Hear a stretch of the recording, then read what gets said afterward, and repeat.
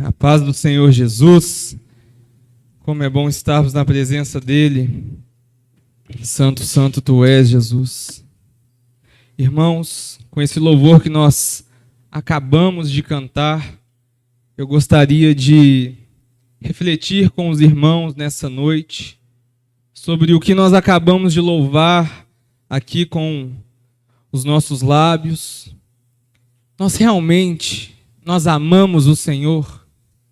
Será que essa música que nós acabamos de cantar é realmente verdade nas nossas vidas? E antes de nós entrarmos no tema, eu gostaria que você estendesse a sua mão em direção à minha vida, peça para que o Senhor fale com você através de mim, amém? Senhor, meu Deus, meu Pai amado, nós estamos aqui, Pai, na Tua casa para Te louvar, Te servir, Pai, e agora, neste momento, para aprender da Tua palavra. Que o Senhor possa estar me usando, Pai, como um vaso nas Tuas mãos, que não seja eu, mas que seja o Senhor falando aqui nessa noite. Que o Senhor possa tocar nos corações, mudar as nossas perspectivas e mudar a nossa vida. Em nome de Jesus, amém. Os irmãos podem se assentar. Por que o Senhor tocou no meu coração na hora do louvor sobre essa pergunta? Porque nós temos que ter a certeza de quem Deus é para amá-lo. Não tem como você amar uma pessoa que você não conhece. Não tem como você cantar que eu só quero a Ti, mas você não sabe quem é Ele. E para que nós possamos conhecê-lo na sua profundidade, nós vamos ver sobre a vida de Jó. Jó, o servo do Senhor. Vamos abrir a palavra em Jó, no capítulo 1, no versículo 6. E só a título de contexto nós vamos ler, mas depois seria muito interessante que você pegasse esse livro de Jó e lesse ele todo, para você ter todo o contexto do que é esse livro de Jó e do que ele traz para nós. A palavra do Senhor em Jó, capítulo 1, versículo 6, diz assim: Num dia em que os filhos de Deus vieram apresentar-se perante o Senhor, veio também Satanás entre eles. Então perguntou o Senhor a Satanás: De onde vens? Satanás respondeu ao Senhor e disse: De rodear a terra e passear por ela. Perguntou ainda o Senhor a Satanás: Observaste o meu servo Jó? Porque ninguém há na terra semelhante a ele, homem íntegro e reto, temente a Deus e que se desvia do mal. Então respondeu Satanás ao Senhor: Porventura Jó debalde teme a Deus. Isso aqui o que significa? Que não é à toa que ele o adora. Versículo 10. Acaso não cercaste com sebe a ele e a sua casa e tudo quanto tem? A obra de suas mãos abençoaste, e seus bens se multiplicaram na terra. Estende, porém, a mão e toca-lhe em tudo que tem, e verás se não blasfema contra ti na tua face.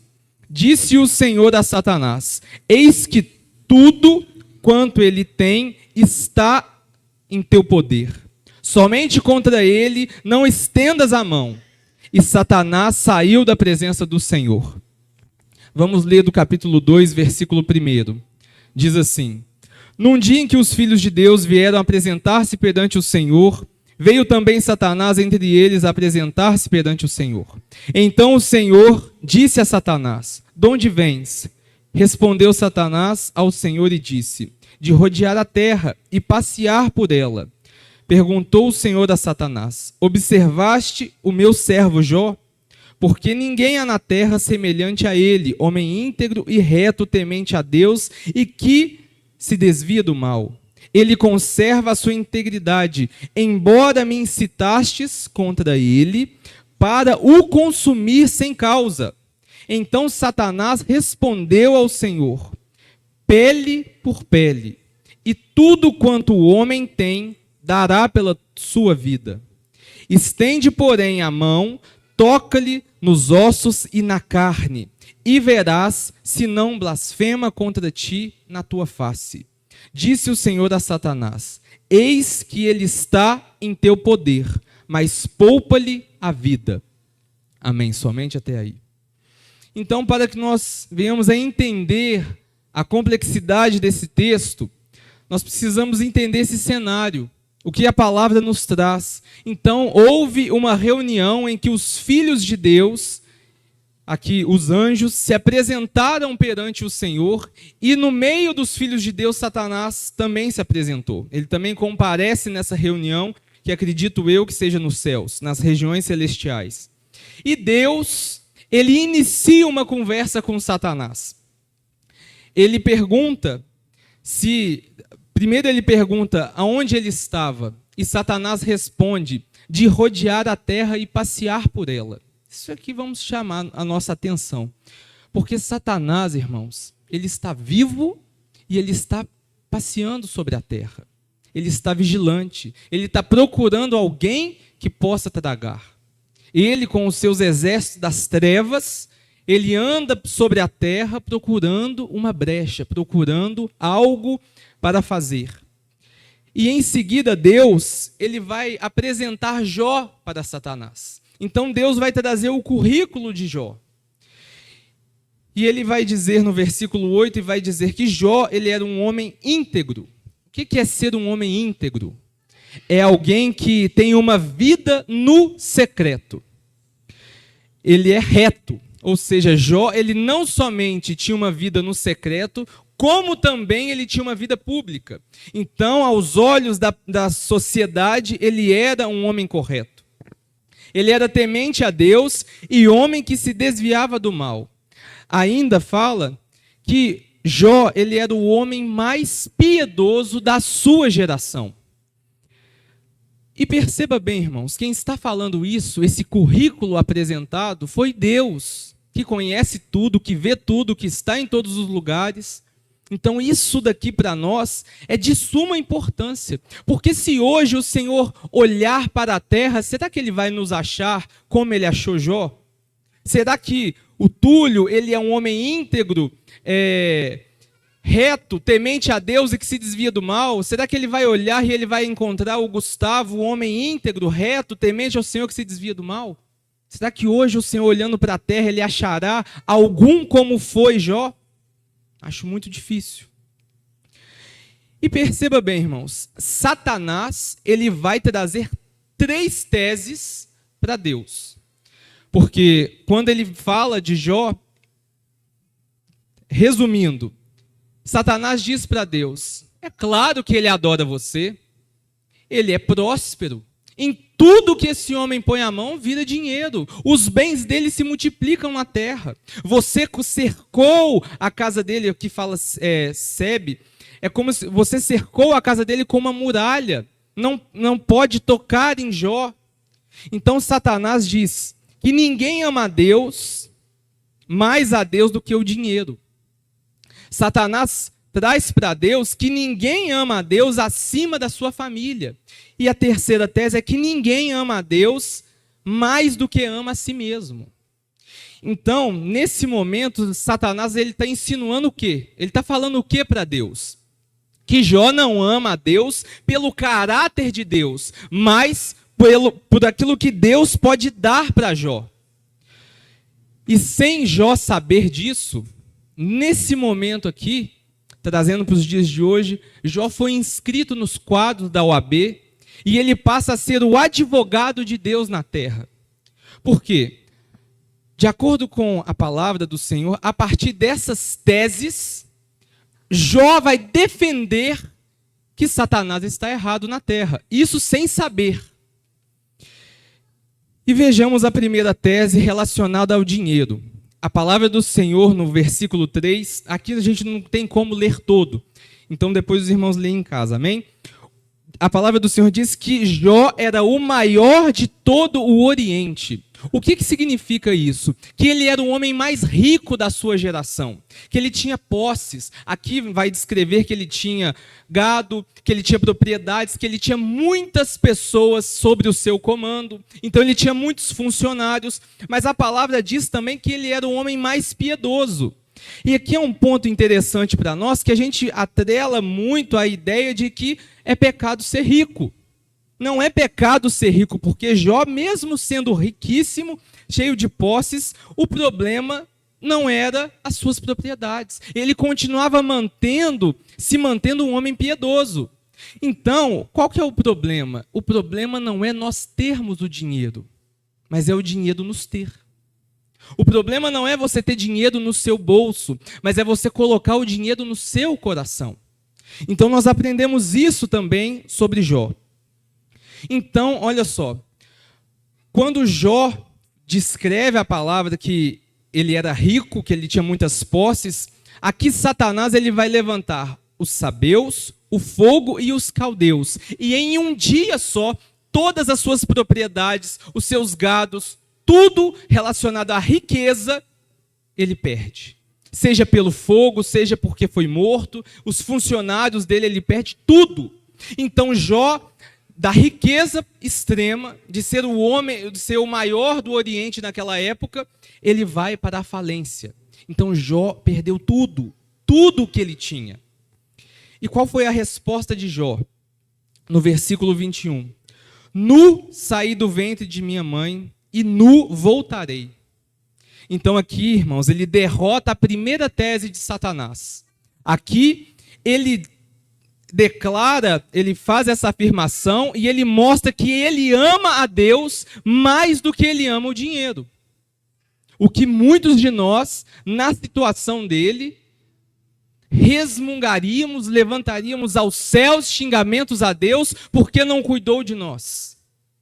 Mas, diante de tudo aquilo que ele havia perdido, ele levanta os olhos para o céu e diz que nu saí do ventre de minha mãe e nu voltarei. Então, aquilo que eu fiz entre o ventre da minha mãe e a minha sepultura, isso não tem o meu coração, isso não tem importância para mim. Porque o que é importante é o Senhor. E ele diz, o Senhor deu, o Senhor tomou, bendito seja o nome do Senhor. Quantos de nós amaríamos um Deus assim? Será que nós estaríamos dispostos a cantar que nós só precisamos do Senhor?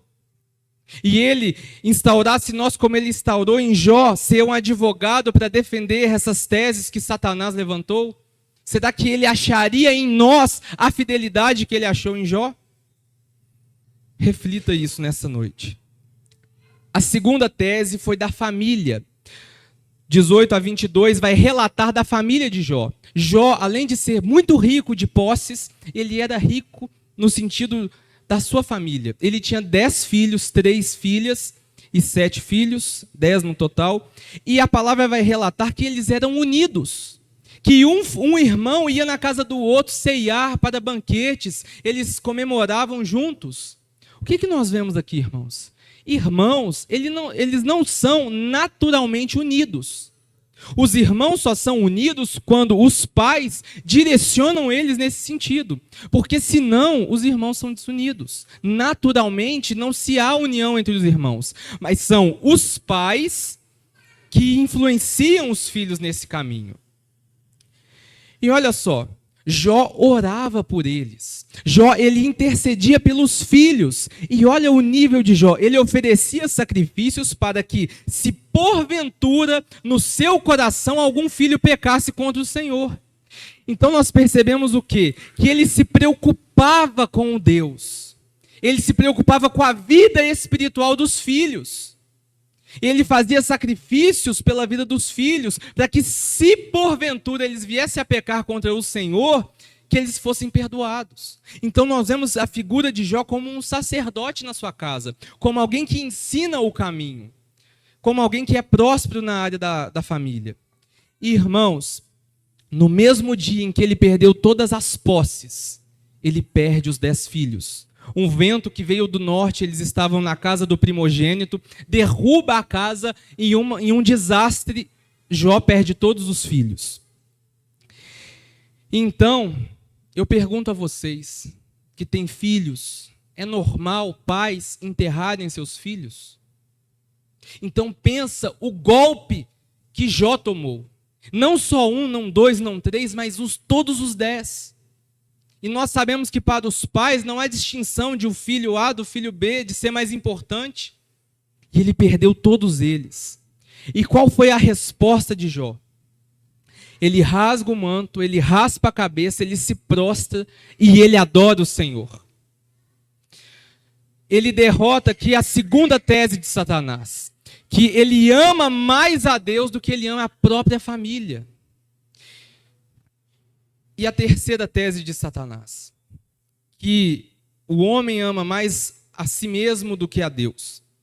Satanás diz, olha só o que Satanás diz: pele por pele, tudo quanto o homem tem dará pela sua vida. No versículo que nós lemos. Então, o Senhor dá para Satanás o poder sobre a vida de Jó. E o que acontece? Jó começa a ser uma chaga aberta. Surgem tumores nele, necroses. Todo o corpo de Jó é ferido. Ele tem doenças que vão até os ossos. Ele, diz a palavra que ele tem feridas da planta dos pés até o alto da cabeça. Ele estava cheio de pus, de necrose. Ele não conseguia dormir, ele não conseguia comer, ele não conseguia fazer nada. Diz a palavra que ele pega um caco para raspar a pele. Então, irmãos, é um sofrimento terrível. E o que a esposa dele diz para ele? Amaldiçoa esse Deus e morre. Então perceba que Jó ele está sendo atacado em todas as áreas da vida. Em tudo aquilo que ele tinha uma estabilidade. E qual que é a resposta de Deus? Qual que é a resposta de Jó para a sua mulher? Falas como uma louca. Se nós recebemos o bem de Deus, por que nós não iríamos receber o mal? Então olha o nível de maturidade de Jó. Olha o nível de fidelidade ao Senhor. Irmãos, estamos falando de tumores, feridas abertas. Nós não estamos falando de qualquer doença, mas um sofrimento incalculável.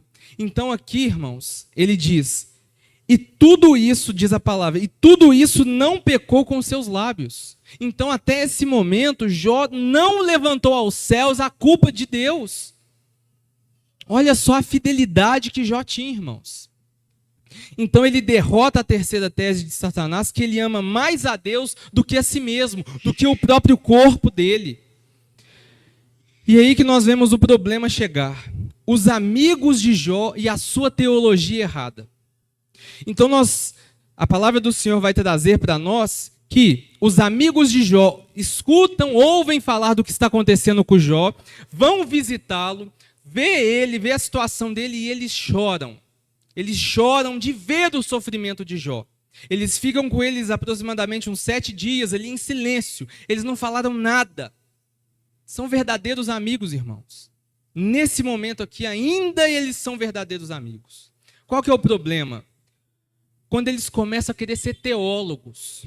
Quando eles começam a querer ser muito entendido de Deus e dos seus mistérios. Então eles começam a, na mente limitada deles, dizer que todo sofrimento é consequência de um pecado. E aqui, irmãos, no Jó, no momento mais difícil, ele perdeu os bens, os filhos, a esposa já não apoia ele mais, ele já perdeu tudo, ele já perdeu a saúde. E ainda vem os amigos, aqueles que eram para trazer um alento, um bálsamo para eles, vêm com vinagre e sal para jogar nas suas feridas. E vão levantar para ele que ele era um adúltero porque ele estava passando por esse sofrimento, que ele ficou rico porque ele roubou das viúvas, ele está sofrendo essa injustiça porque ele foi injusto. Então, além de todo o sofrimento que Jó estava passando, vêm os amigos e começam a levantar falso contra ele. E Jó rompe o silêncio, e ele se pergunta, e ele se queixa, e ele se defende. Jó, ele levanta aos céus 16 porquês. Por que eu não morri no dia do meu nascimento? Por que os seios da minha mãe não estavam sem leite para que eu morresse de fome? Por que o meu sofrimento não tem fim? Ele faz 16 perguntas aos céus. E ele faz 34 queixas. E o que nós recebemos, o que Jó recebe da parte de Deus sobre esses porquês, esses questionamentos? O silêncio. É fácil amar um Deus assim? Porque aqui, irmãos, pior do que sofrer é você sofrer sem você ter uma explicação. Aqui Jó não sabe por que está acontecendo isso com ele. Nós estaríamos dispostos a cantar que nós amamos o Senhor, mesmo sofrendo e não sabendo por quê? Foi o que Jó passou. O silêncio de Deus, ele grita mais alto do que as circunstâncias que estão acontecendo. Por que eu estou passando por isso? Por que comigo? Por que eu? Jó está no fundo do poço. Ele perdeu as suas finanças, a saúde, os filhos, o casamento. Ele perdeu os amigos. Mas quando você está no fundo do poço, irmãos, só tem uma direção para você olhar, que é para cima. Que é para você clamar quem pode te salvar. E olha só, Jó ele dá um brado de esperança em Jó 19, 25. Eu sei que o meu Redentor vive. E quando ele declara isso, Deus ele rompe o silêncio. Quando então Jó ele declara que o meu Redentor vive, uma coisa eu sei, que o meu Redentor vive, Deus ele quebra o silêncio. E a gente pode achar que Deus ele vem responder as perguntas de Jó, mas não. Ele não responde. Olha só. Deus ele rompe o silêncio e ele pergunta para Jó: Onde estava você quando eu lancei os fundamentos da terra? Onde estava você quando eu estendi as estrelas no firmamento? Onde estava você quando eu cerquei os limites do mar? Onde estava você quando eu criei a geada, quando eu criei as constelações? Quem que dá ordem ao sol? Quem que dá ordem às estrelas? Então Deus aqui, irmãos, ele abre as janelas dos céus para mostrar para Jó os atributos de Deus. Quem Deus é? O que ele faz? E olha só, e Jó, ele começa a se encolher. Porque quando ele vê a majestade e a glória de Deus, os céus abertos ali, e Jó tendo a dimensão de quem Deus era, ele se encolhe. E ele reconhece a sua insignificância perante um Deus tão poderoso e tão grande. E hoje, irmãos, essas janelas que foram abertas para Jó vão ser abertas para nós nessa noite. Olha o que diz a palavra do Senhor em Isaías 40. Que Deus, ele mede as águas na concha da sua mão. Então, imagine você, o Oceano Pacífico, o Atlântico, o Índico, os rios, as lagoas, toda a fonte de água salgada e doce na terra. E ele mede isso com a concha da sua mão. Ele pesa os montes, pensa no Everest, nos Andes, em todas essas montanhas, em uma balança de precisão. Ele mede os céus a palmos. Ele conta as estrelas e sabe o nome delas. Irmãos, qual que é o tamanho do nosso universo? Aqueles que são entendidos e estudados na área, dizem que o universo ele tem 90 bilhões de anos-luz de diâmetro. Ou seja, para nós percorrermos de uma ponta a outra desse universo que Deus criou, nós levaríamos 93 bilhões de anos. Isso se nós estivéssemos na velocidade da luz, que é 300 quilômetros por segundo. E Deus ele mede isso a palmos. Para você ter noção, ele sabe o número exato de estrelas. E o número de estrelas, presta atenção nisso, irmãos. O número de estrelas nos céus é superior a todos os grãos de areia de todas as praias e desertos do mundo. Então, olha a imensidão que está sendo revelado para Jó. E quando Jó começa a ter a visão disso tudo, ele começa a encolher. E a grandeza de Deus, irmãos, não se limita no macro, naquilo que é muito grande, mas no micro também. Pega uma folha, faça isso, você que tem uma planta na sua casa, pega uma folha e olha a complexidade dos caminhos que a folha tem. Foi feito pelo Senhor. Irmãos, o nosso corpo humano tem 60 trilhões de células. Olha o quão vasto e quão perfeito é aquilo que Deus criou. Então, irmãos, isso é só alguns conceitos para que nós venhamos a entender quem é Deus. Então, nós precisamos entender que o Senhor, irmãos, ele é como aqueles aviões enormes que estão no céu. Quando nós estamos longe do Senhor, ele é pequenininho. Nós vemos aquele avião minúsculo sobre a imensidão do céu, mas quando nós chegamos no aeroporto, é aquele trem enorme que a gente assusta. Então essa é a dimensão do nosso Deus. Isso foi o que foi revelado para Jó. Irmãos, e nós não estamos nem falando da dimensão espiritual. Porque a palavra lá, quando Jesus estava no Getsemane, ele diz que posso rogar ao Pai e ele me enviará 12 legiões de anjos. O que são 12 legiões de anjos? Aproximadamente 72 mil. Só que o mundo espiritual não está preso às leis físicas desse mundo. Então, irmãos, é um Deus que nós não conseguimos entender. Que nós vamos passar a nossa eternidade com Ele, conhecendo a Deus.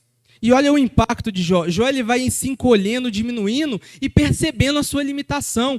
Então o que Jó entende? Que Deus não precisa explicar nada para ele. Que ele não tem autoridade e nem legitimidade para levantar um questionamento para Deus. Porque Deus, ele é Deus. E quando Deus ele se revela, as perguntas perdem as forças. E é esse Deus que nós servimos, irmãos. Que nós temos que ter a noção da nossa pequenez, da nossa insignificância. Todas as nações da terra são consideradas para Deus como um pingo que cai num balde. Nós somos a poeira de uma pequena galáxia, de um pequeno planeta, diante da imensidão do nosso Deus. Só que Jó, diante disso, de tudo que ele recebe, ele consegue extrair disso 5 verdades que vão ser um alento para a vida de Jó. A onipotência de Deus. Jó, ele declara no versículo 2 do capítulo 42, bem sei que tudo podes e que os seus planos não podem ser frustrados. Nós temos as nossas fraquezas. Nós temos fraquezas emocionais, físicas, morais, espirituais. Nós somos limitados, mas nós servimos um Deus que não é parado por nada, que para Deus nada é impossível. E nós temos um Deus que chama à existência coisas que não existem, coisas que nós não entendemos. Ele tem o governo do universo, mas ele também governa o micro. As suas células, o seu DNA. Você mandou o seu rim filtrar as impurezas do seu sangue hoje? Você controlou quantas batidas o seu coração ia dar hoje? Você controlou os seus olhos e a interpretação do seu cérebro, da imagem que você está captando? Então, tudo isso está debaixo do governo de Deus. Então, você acha que Deus não pode fazer na sua vida, que Ele não pode conceder algo que você está pedindo, que Ele não tem poder, que Ele não tem propriedade? Irmãos, Deus, Ele é onipotente. E quão grande é o nosso Deus, irmãos. Quando nós vemos isso, nós temos que entender que Deus é soberano. Nenhum dos planos dele pode ser frustrado. Deus, Ele não é pego de surpresa. Irmão, se que está rejeitado e repreendido, mas se surgir um câncer na sua vida, Deus não é pego de surpresa. Deus ele não é colocado contra a parede com isso, porque nada foge do controle do Senhor. Olha quantos e quantos testemunhos nós temos de pessoas com câncer que foram curadas. Então nós, irmãos, que somos filhos dele, nós não estamos entregues ao acaso, às surpresas, mas nós temos um Deus que controla tudo e todos. E a sua vida não está ao léu, mas ela está sobre o governo de Deus. E Jó, aqui, irmãos, ele vai reconhecer a sua limitação. Olha o que ele diz: falei do que não entendia, e ele cobre a boca dele. Então, quem sabe, sabe que não sabe de nada. Quando você vê uma pessoa cheia de argumentos teológicos, cheia de eu sei, eu tenho certeza, pessoas que batem no peito para afirmar que sabem de teologia, essa pessoa está distante do Senhor. Essa pessoa está fora da presença. Porque como que você vai se ensoberbecer pelo seu pequeno conhecimento diante de um Deus que sabe tudo? Como que você chega diante de um Deus que falou para Moisés: tira a sua sandália porque o lugar que você está pisando é terra santa? E como que nós podemos ser soberbos? e bater no peito e falar que sabemos alguma coisa de Bíblia. Então, irmãos, esse aqui é um termômetro para você ver. Pessoas que arrotam muito Bíblia, que dizem que sabem, não sabem de nada. Porque sabe que aquilo, o pouco que sabe, não é nem 1% daquilo que Deus sabe. A quarta verdade que Jó consegue extrair dessa situação é que o conhecimento mais profundo de Deus. E essa parte nos chama a atenção, irmãos. Versículo 5 do capítulo 42. Antes te conhecia de ouvir, mas agora os meus olhos te veem. Olha isso aqui, irmãos. O homem mais piedoso da terra, segundo Deus, um homem íntegro, reto, que se desvia do mal, ele está falando que antes eu só conhecia de ouvir, mas agora os meus olhos te veem. Isso aqui é um alerta para nós, irmãos. Porque se Jó, que foi dado o currículo dele por Deus, sendo o homem mais piedoso, diz que conheceu agora que os olhos dele veem o Senhor, nós temos que acordar. Você conhece o Senhor? Ou você está na situação antiga de Jó? Eu ouço falar dele. Eu conheço ele de vista. Mas aqui Jó fala, mas agora os meus olhos veem. Então, nós só podemos conhecer a Deus no nosso dia a dia. Vocês conhecem a pastora Kátia? Vocês conhecem ela? Vocês não conhecem ela. Vocês não conhecem. Quem conhece ela sou eu, que vive dentro da mesma casa. Vocês aqui, vocês conhecem o melhor da pastora. A paz do Senhor, querida, tudo bem? Vamos orar. Não, o Senhor tem a vitória para nós. Não, eu vou orar, vamos entrar em campanha. Não é assim, bonitinho, essa versão assim, me simpatia. A pastora do amor, com esse sorriso lindo. Mas vocês não a conhecem. Então, como que nós conhecemos o Senhor? Fazendo a título de exemplo. Morando com Ele, conhecendo. As pessoas que convivem com você que realmente te conhecem. Sabe por quê? Lá na sua casa você não tem filtro. Lá na sua casa você está num dia mau e a sua cara é feia. Você não tem filtro, você não sorri para as pessoas da sua casa. Lá você pode descontar, você pode pisar mesmo, você pode ser grosso, você pode falar palavrão, você pode xingar. Essas pessoas que te conhecem. Agora aqui é muito fácil. Paz do Senhor, irmão, tudo bem? Que o Senhor abençoe a sua semana. Olha só que coisa boa. Nossa, o Gustavo é tão legal. Gente do céu, ele me cumprimenta, ele me passa uma paz para mim. Mas só a minha mãe me conhece. Ela sabe o dia que eu não estou bem, como que eu sou muito legal. Né? Tadinho. Então, irmãos, é a mesma coisa com o Senhor. É a mesma coisa com o Senhor. Você conhece o Senhor? Mas o Senhor de maneira completa. E a quinta verdade, irmãos, é o arrependimento. Jó, ele se arrepende. Olha o que ele diz. Eu abomino e me arrependo no pó e na cinza. Quem anda perto de Deus tem consciência do pecado. Não se exalta, não se autopromove. O que isso significa dizer, irmãos? Quanto mais perto de Deus nós estamos, mais senso de indignos nós temos. Nós nos sentimos indignos perto do Senhor. Irmãos, muito se engana que você pensa que a pessoa que mais peca é aquela que mais se arrepende. Sabe por quê? Quem mais peca já está cauterizado. O pecado já tomou conta. Então a pessoa nem vê que aquilo ali é mais pecado. E o que isso traz para nós, irmão? Jó, homem piedoso, o mais piedoso da sua geração. Ele está dizendo aqui, olha só, abomino e me arrependo no pó. Então nós temos que ter essa atitude de nos abominarmos e nos arrependermos no pó e nas cinzas. Quanto mais perto de Deus nós estamos, mais arrependidos nós devemos estar. Mais longe do pecado nós devemos estar. E se o pecado já não é algo para você, talvez você esteja distante, porque você não consegue chegar perto de um Deus santo e você não se sentir inseguro, você não se sentir pelado diante do Senhor, totalmente exposto. Não tem como, irmãos, você chegar diante de Deus e dar uma banca de santo. Porque ninguém é santo como o Senhor é santo. Nós estamos no processo de nos tornarmos, mas nós não somos ainda. E a restauração, irmãos. No versículo 10, Jó, ele ora pelos amigos. E quando ele ora pelos amigos dele, tudo na vida de Jó é restaurado. Então, para nós finalizarmos, quando você se defende de algo, o seu coração está amargurado. A injustiça, ela é como um fel, como um veneno amargo. E quando você se defende, você está com raiva. Se eu falar que o Túlio roubou meu celular, o que vai estar no coração dele? O sentimento de injustiça, disso é mentira. Ele está mentindo.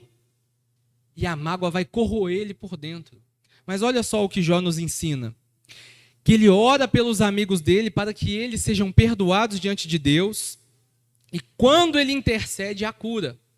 Então, se você hoje está magoado, ressentido com alguém, ore por essa pessoa. Ore. Porque quando nós oramos por essa pessoa, nós somos curados. Nós somos restaurados. E veja, Deus restaurou a saúde de Jó, no versículo 16, as finanças em dobro, no versículo 12, os amigos de Jó foram restaurados, no versículo 8, o casamento de Jó foi restaurado e os filhos. Jó, então, vai ter mais 10 filhos. E olha só, irmãos, esse casamento aqui. Se fosse hoje, Jó estava na pior fase da vida dele. E o que a mulher dele falou? Tá doido, chega, abandona esse Deus e morre. Agora Jó está rico de novo, está com saúde, está com os amigos. O que hoje aconteceria, irmãos? A fila andou, filha. Tchau para você. Mas quando Deus ele restaura as nossas vidas, irmãos, ele restaura por completo. Até o casamento, que o seu cônjuge desistiu de você, como foi o caso da esposa dele, ele restaura. Ele muda o coração da esposa de Jó e ele restaura o casamento dele. Então Jó está restaurado a saúde, a finança, os amigos, o casamento e os filhos.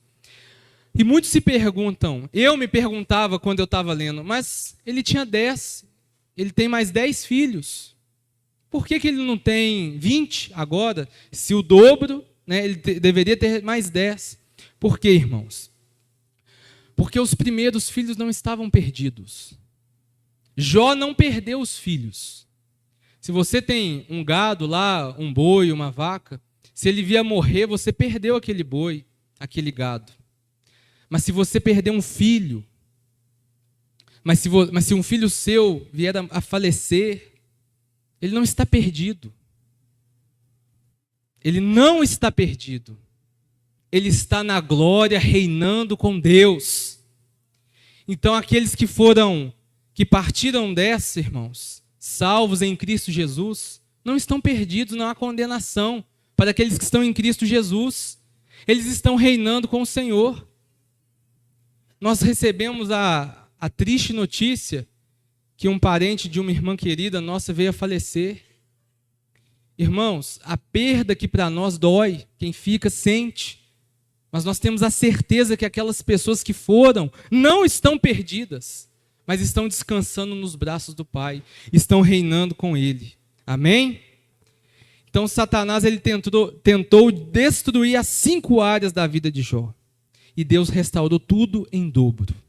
Satanás tentou afastar Jó de Deus, mas ele aproximou e ele disse que agora eu conheço, eu vejo com os meus próprios olhos, o que antes eu só ouvia, eu só escutava. Que essa possa ser a nossa realidade, irmãos. Que nós possamos não conhecer o Senhor de ouvir falar, mas que os nossos olhos possam contemplar a beleza, a grandeza do nosso Deus. Amém? Se coloque de pé nessa noite. Vamos estar fazendo uma oração para estar encerrando. Fala com Deus, aleluia, santo, santo é o teu nome, Jesus.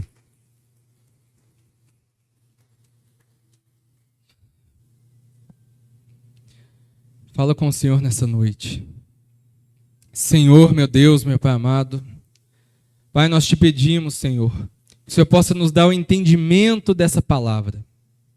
Pai, que o Senhor possa plantar essa semente na terra fértil dos nossos corações. Que nós venhamos, meu Pai, a não deixar que essa palavra saia, que ela seja perdida, Senhor. Mas que nós possamos, Deus, em nome de Jesus, ter uma mudança de vida, ter uma mudança de rota, uma mudança de atitude, Senhor. Que nós possamos reconhecer a Tua grandeza, a Tua majestade, o Teu governo. Em nome de Jesus, nós sabemos que Tu és poderoso. E como diz o Teu servo Jó na Tua palavra, nenhum dos Seus planos podem ser frustrados. Então que o Senhor possa atuar nas nossas vidas, Senhor Deus, com a Sua mão poderosa. Que o Senhor possa nos guardar, Senhor Deus. E que o Senhor possa mudar o nosso caráter. Que o Senhor possa olhar para a terra e achar pessoas íntegras, retas, tementes a Deus e que se desviam do mal como Jó foi. Pai, nos conceda a graça de permanecermos na Tua palavra, de sermos, meu Deus, servos bons e fiéis para com o Senhor. Que nós não venhamos a nos perder durante o caminho, mas que o Senhor seja, como nós cantamos aqui, o essencial. Que nós só precisamos de Ti, que nós não venhamos a Ti, Senhor Deus, pelas bênçãos, mas pelo Seu caráter, em nome de Jesus, Senhor Deus. Assim nós oramos e certos da vitória, nós Te agradecemos, em nome de Jesus. Amém. Aplauda ao Senhor. Santo, santo é o Teu nome, Jesus.